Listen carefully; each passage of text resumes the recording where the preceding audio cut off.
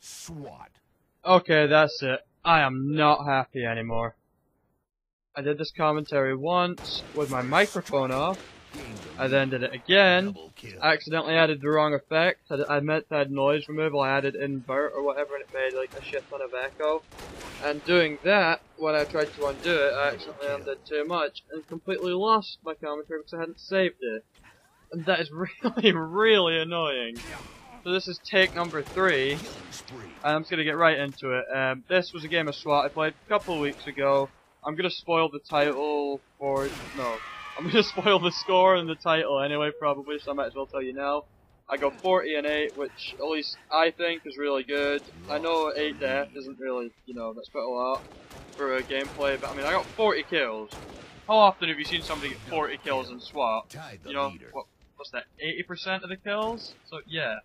I am a boss. I do what I want. I am MLG Pro X Hardcore. Go through game battles X.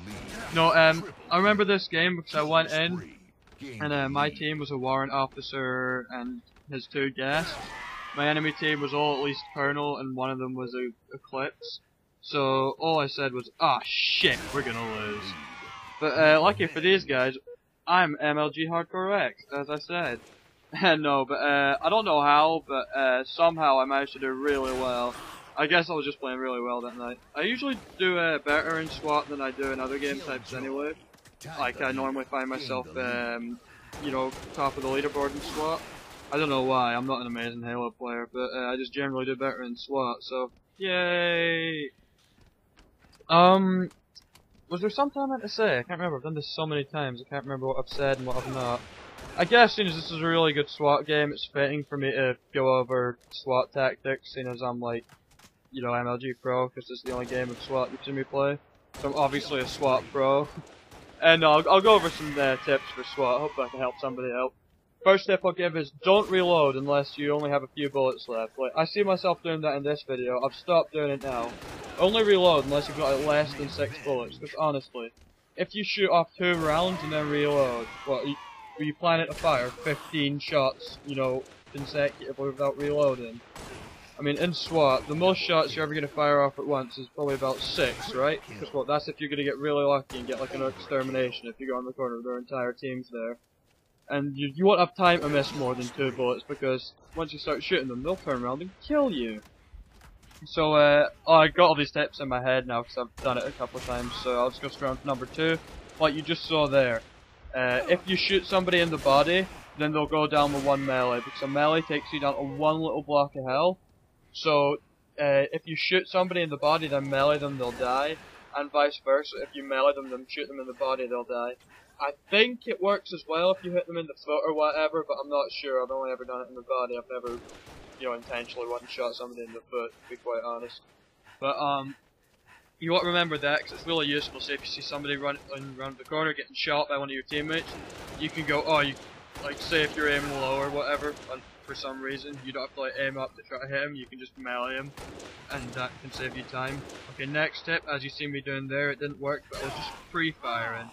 I saw that guy duck behind that corner, so he didn't notice me, but if you're fighting somebody they duck behind a corner, generally what I expect them to do is either stay there for ages, and then, you just go around and get the drop on them, or they'll jump out at you and try to get a shot and you have to reload or whatever.